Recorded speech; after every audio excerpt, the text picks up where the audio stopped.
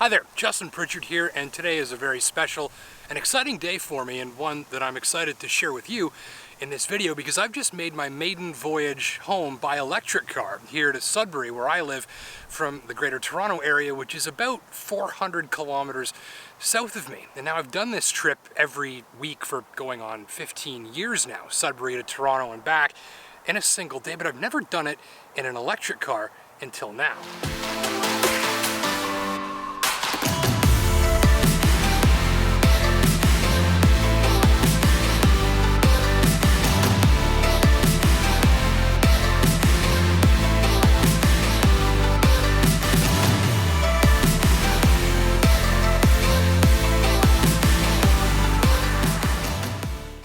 Owned one or more electric cars already, you're not going to find anything new here. But if you've never spent any amount of time in one, or maybe you're about to rent or borrow or share one for an upcoming trip, or maybe an EV is just something that you're casually interested in to drive maybe someday, then keep on watching for some info and highlights from my experience taking this little electric car through the great big open spaces of Northern Ontario. So for years, most electric cars, or EVs, just didn't have enough range to make my weekly test drive from Toronto to Sudbury and back down again.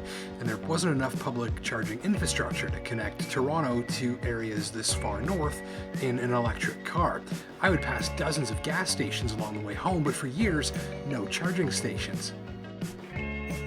Now we've got higher range EVs than before, more charging stations along my route, and in this specific case, the Rex, or range extender, fitted optionally to this i3S.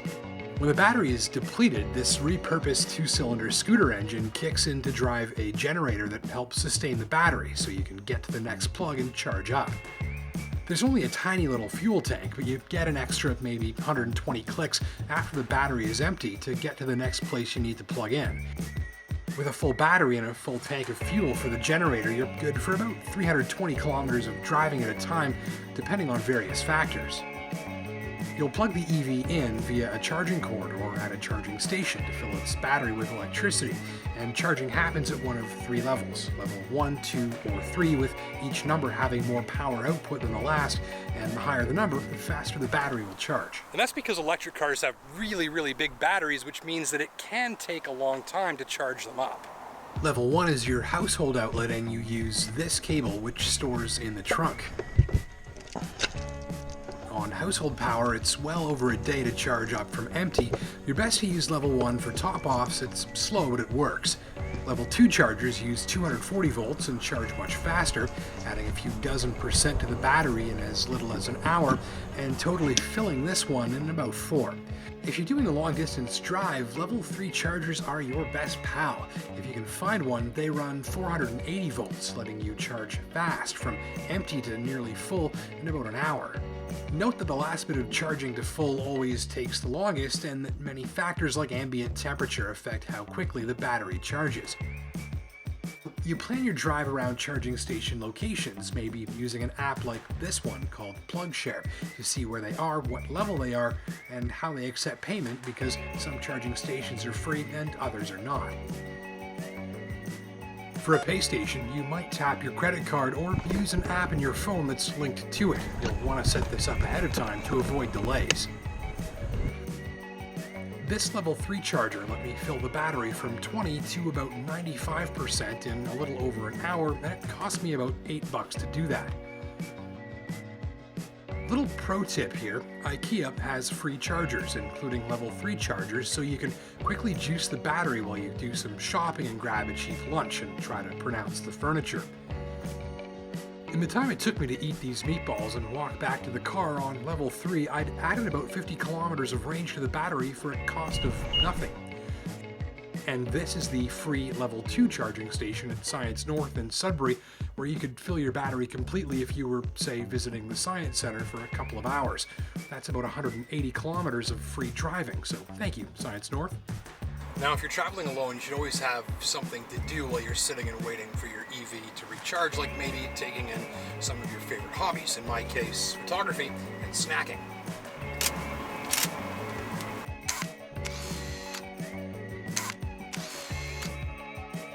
And remember that you can charge up a little, all the way, or anywhere in between, and that every bit helps. Just be aware of where the chargers are, what type they are, and how you'll have to pay to use them if applicable. So watch how far you can drive on the charge you've got, which is always displayed on screen. Various factors cause that range to fluctuate slightly as you drive, maybe by 5 or 10 kilometers. Using the AC or driving on hilly terrain or going a bit faster or slower on the cruise control can all affect the range number a little. I'd recommend opting for the range extender. It's more confidence that you'll be able to get to the next plug. And this gas generator only kicks in when the battery is empty, but you'll be able to keep driving for another hour or so on a highway trip. But most electric cars do not have this type of backup generator. Now this all sounds a little complicated, and there is a little getting used to it the first time, but once you've got that first trip in, I promise there's nothing to it.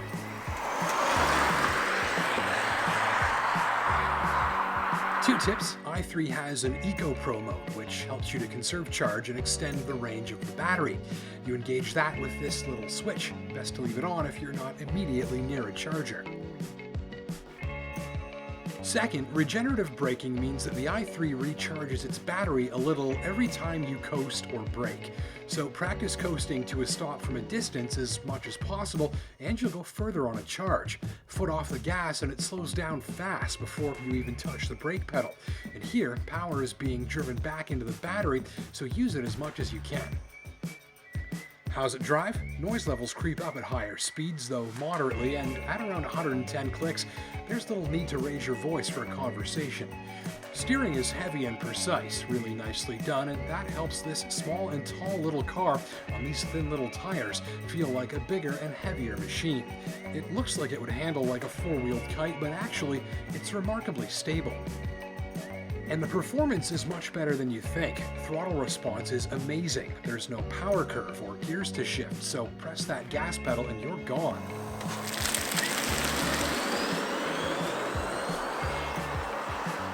Around town, it feels like a sports car, minus the noise because it's virtually noiseless. Passing and merging power are pretty hilarious. I had two of my car guy friends in here after talking some smack for a little demonstration of the passing power, which literally caused them both to swear at the same time. This little thing really scoots, and it's eerily quiet and smooth all the while.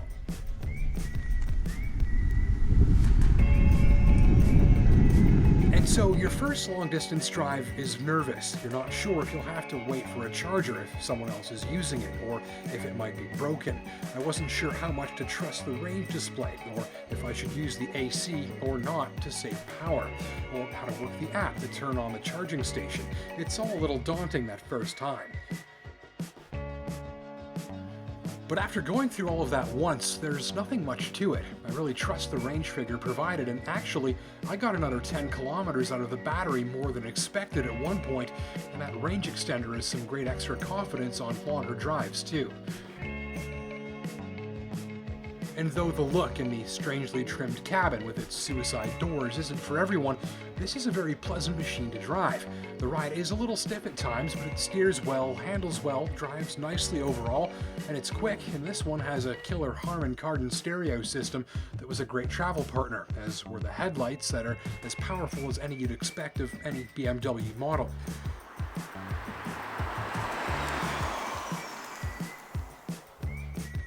So personally, the slower pace of long-distance driving in an EV like this one is not my thing. I like getting where I'm going fast a lot more than I like pausing every few hundred clicks along the way. That's why I drive one of these on my day off. But once I was home, I charged on level 1 every night, and this more than covered me for around town driving and errands each day, and I didn't burn a drop of fuel or visit a gas station all week while I was just running around town.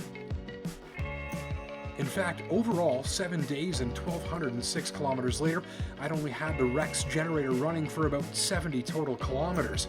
And the numbers are pretty hard to argue with. Not counting nightly battery top-offs at home, my total cost for that 1,206 kilometer test drive was about $19. Had the infrastructure been laid out a little differently, it could have been zero.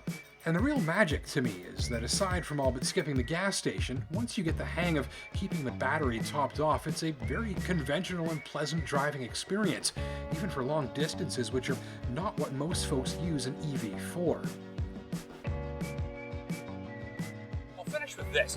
Earlier in the week, I met a retired couple here at this level 3 charging station in Port Severn, and they had their own BMW i3 juicing up. And while they were doing that, they were sitting outside at a fold-out chair and table set they keep in their trunk, playing some cards and having a cup of coffee. And they told me that the i3 was perfect for their lifestyle because they mostly spend their summers touring around the Muskokas, visiting friends and family at various camps and cottages, and that they don't like driving for more than an hour or two without stopping for a while to have a cup of coffee, something to eat, to go for a walk, or to play a game of cards. And they hadn't burned a drop of gas in months. Now, if that sounds like your thing, then something like one of these may well be worth your consideration. And if you're borrowing one for a few days or weeks for a trip, you'll definitely find it a pretty interesting experience, maybe a pretty appealing one too. I'm Justin Pritchard.